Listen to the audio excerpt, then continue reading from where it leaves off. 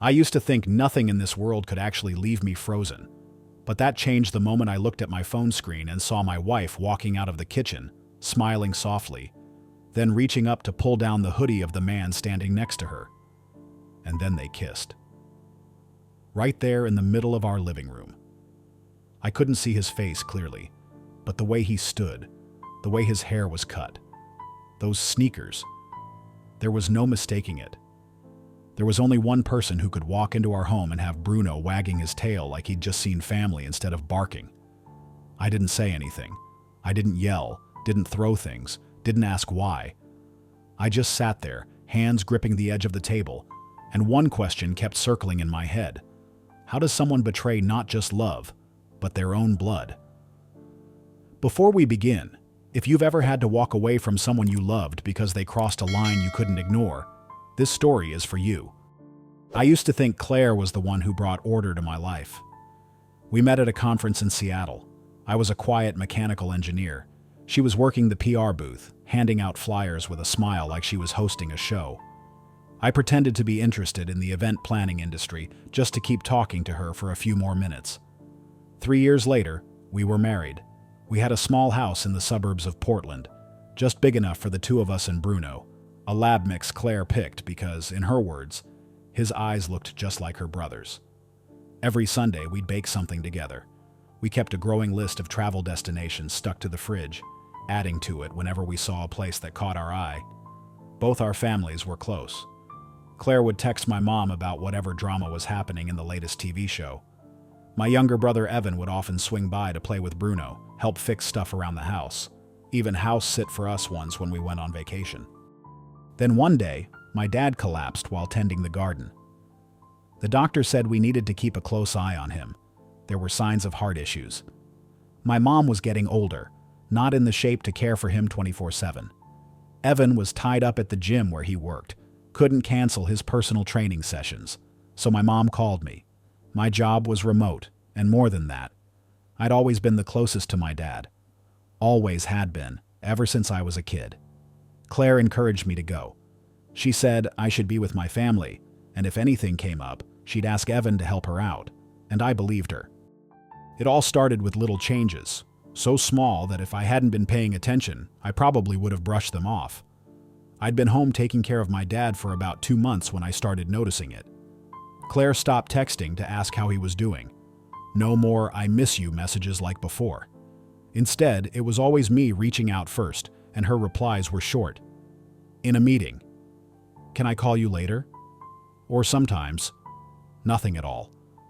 One night, I called her 3 times, just because I missed her and wanted to hear her voice to settle my mind. She finally picked up on the 4th try.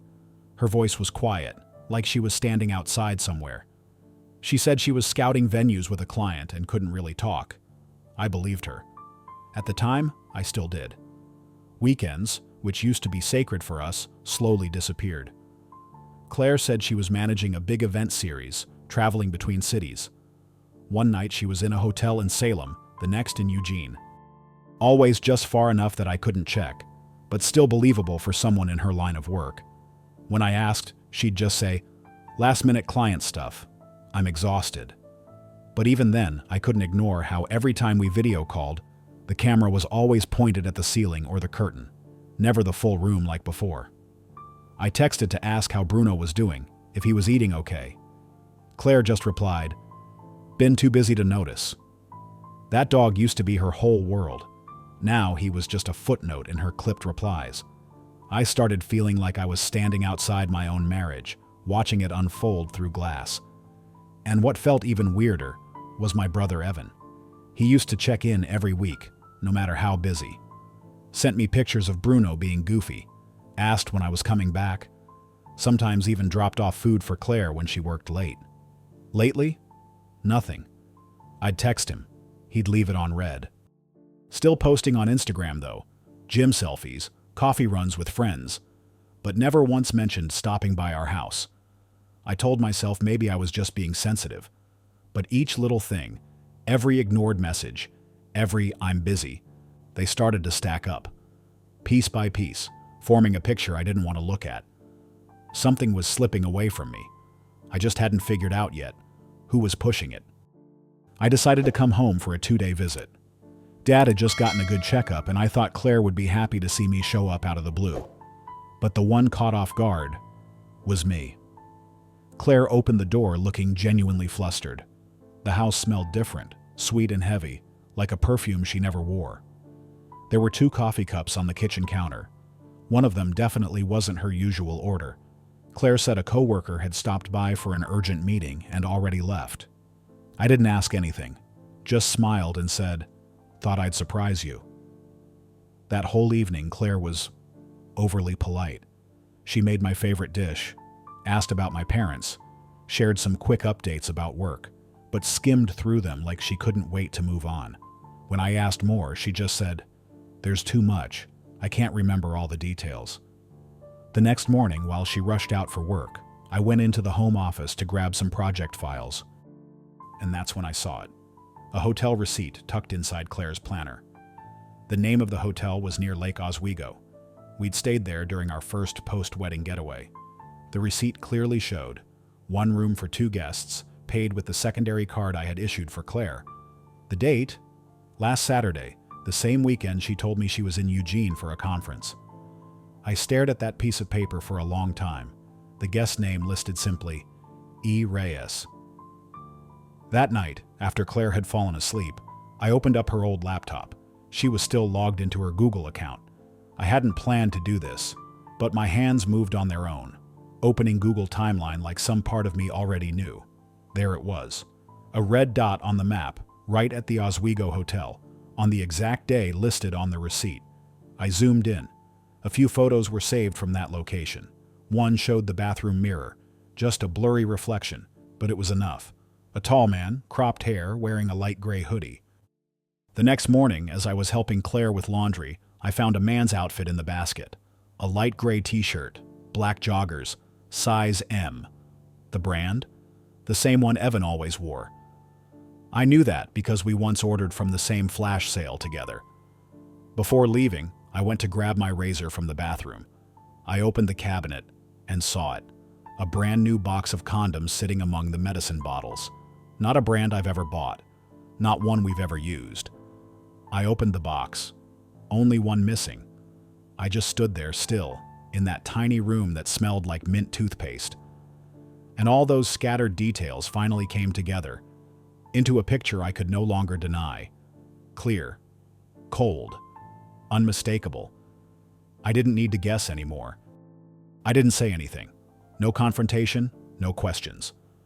I went back to my hometown in silence, making sure Claire didn't catch even a flicker of change on my face. If there was anything left in me at that point, it was just one thing. I needed the truth. Clear, undeniable.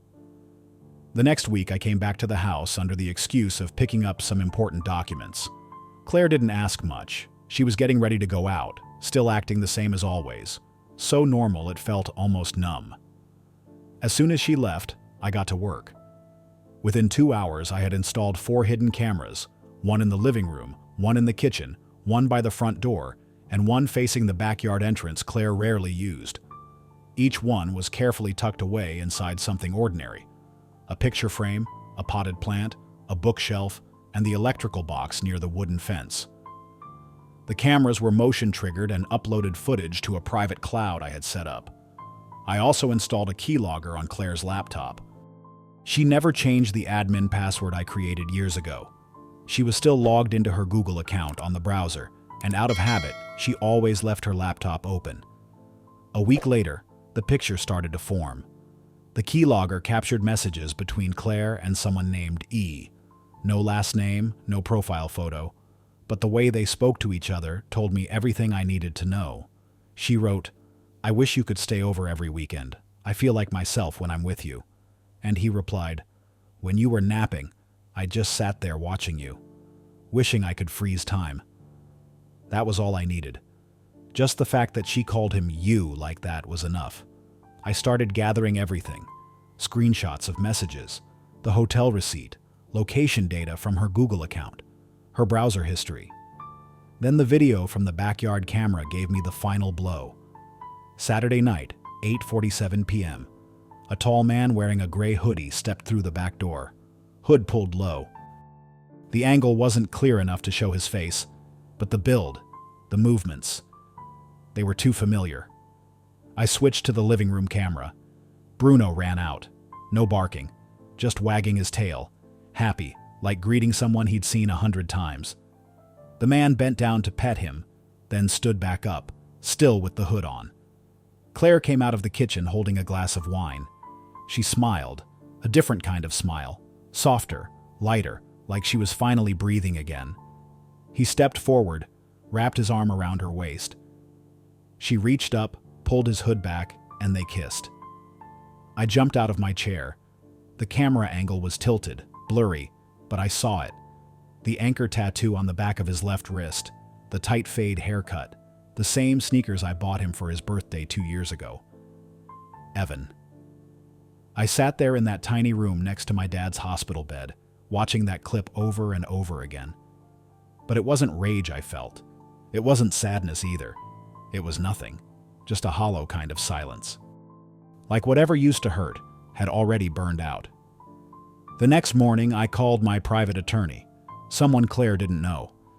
I asked to protect all my personal assets, especially the house, which had always been in my name since before we got married. I started preparing divorce papers, with every piece of evidence properly notarized. I didn't want a conversation. I didn't want an apology. I just wanted it over, with no loose ends. After gathering all the evidence and consulting my lawyer, I made a decision, not to confront. No scene, no shouting match, just a simple email to Claire, letting her know I wanted a divorce. No explanation, no emotion, no room for negotiation.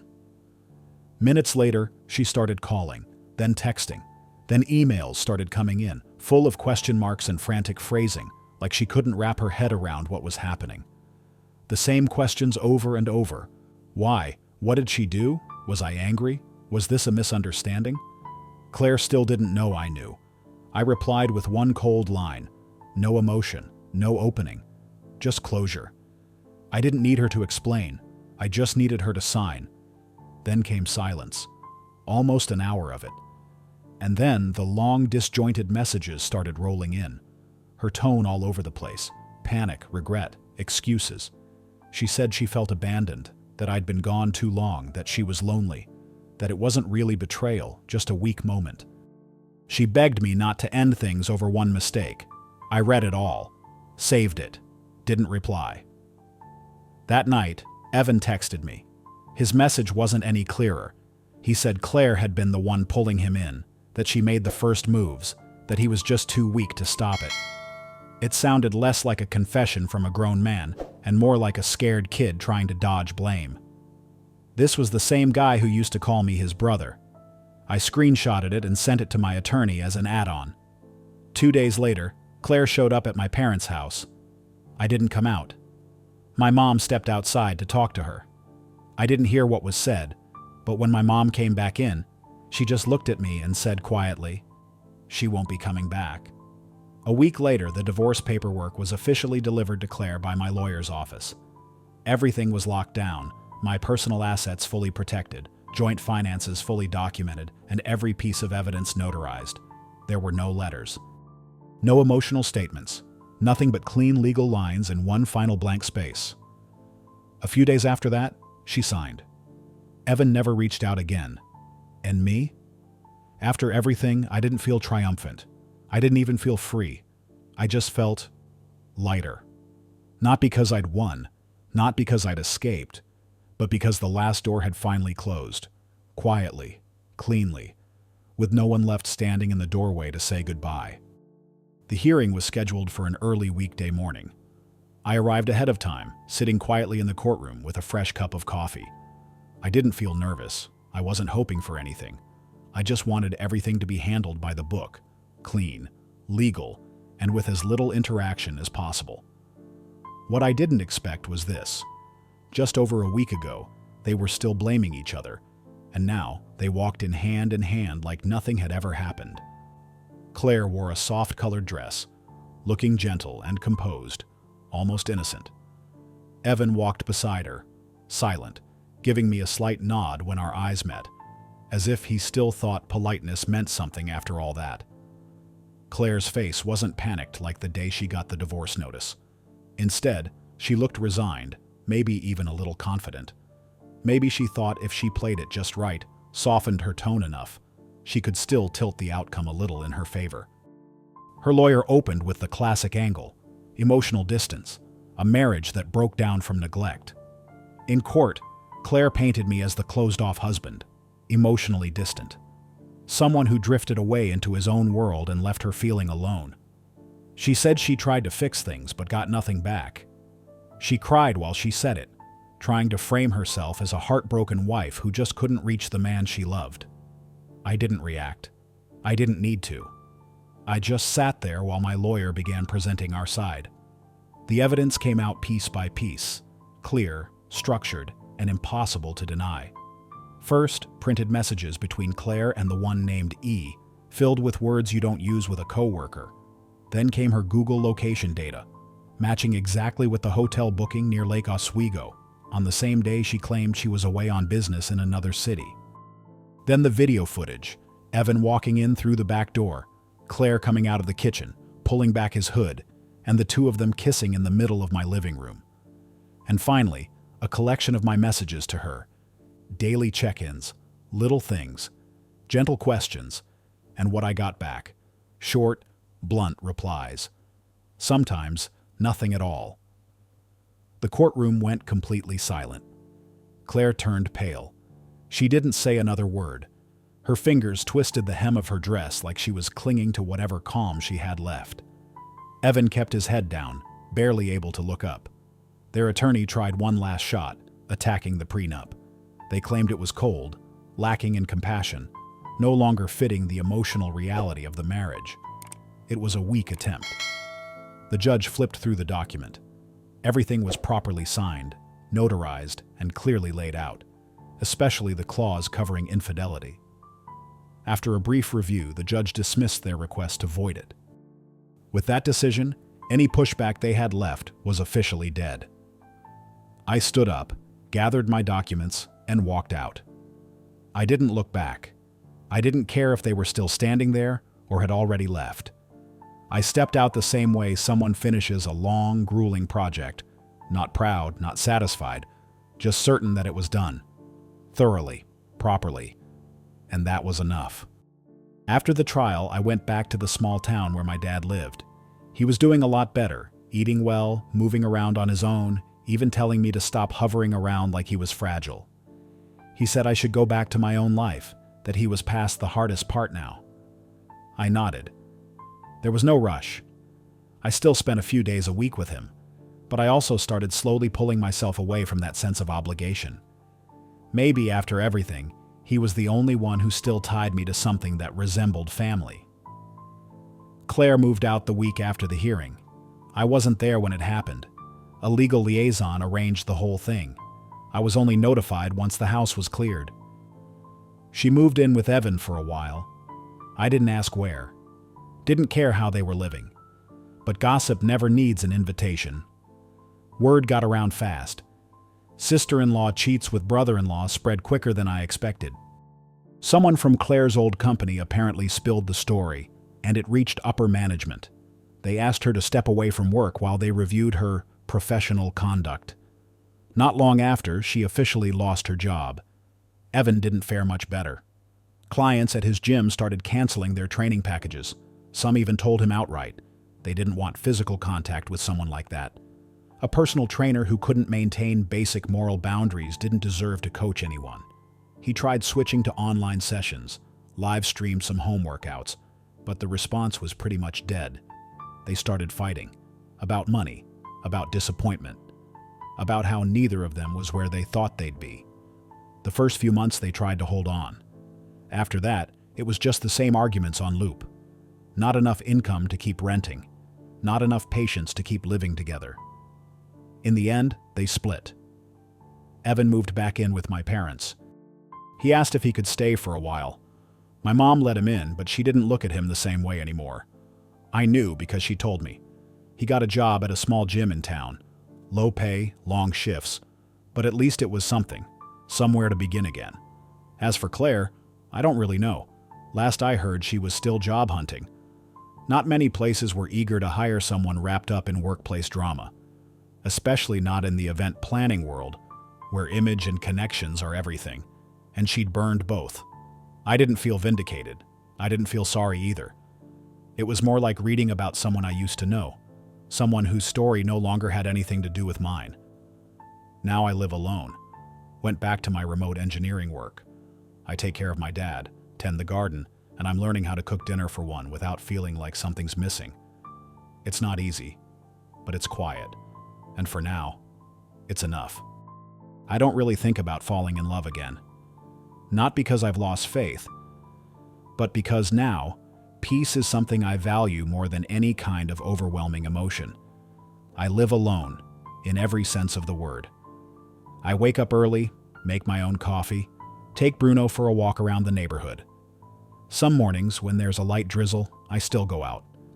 Just to remind myself that I'm still moving, still here, still part of this life. Work is steady.